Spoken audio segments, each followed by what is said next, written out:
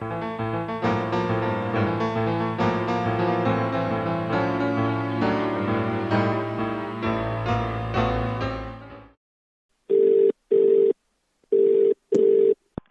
listening to Extinction Radio FM.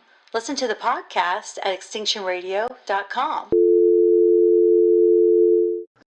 But like I say, I've always been intrigued with climate change, and finally decided, that it was really worth studying. I couldn't understand why scientists weren't getting out a message of the risks of climate change, and also why there was so much siloing in the scientific community, where you have a person studying, say, glaciology or permafrost or atmospheric physics, and none of these people were talking to each other, and people just weren't seeing the big picture of how rapidly the whole overall climate system was changing. So I kind of created a thesis and created a program for myself to study this, at the University of Ottawa.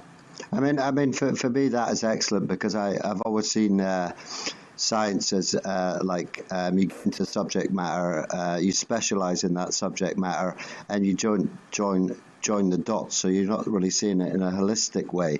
So you were seeing it in a more of a holistic fashion, is that right?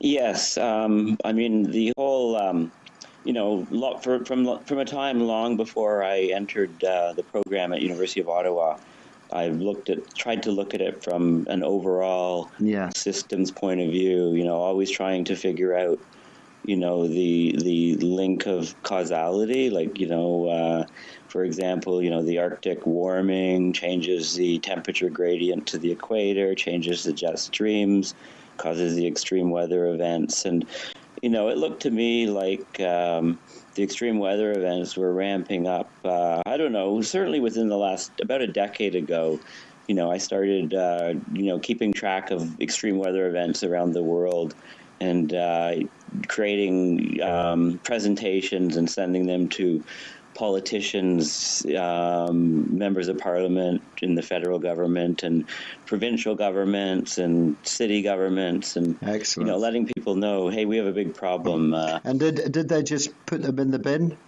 For the most part, probably, but I did have some MPs that were specific, that invited me in to talk and let them know, give them further information and so on. So I did make headway on that sort of thing, and I got to know a lot of people in various in green or environmental NGOs, in and around Canada for the most part.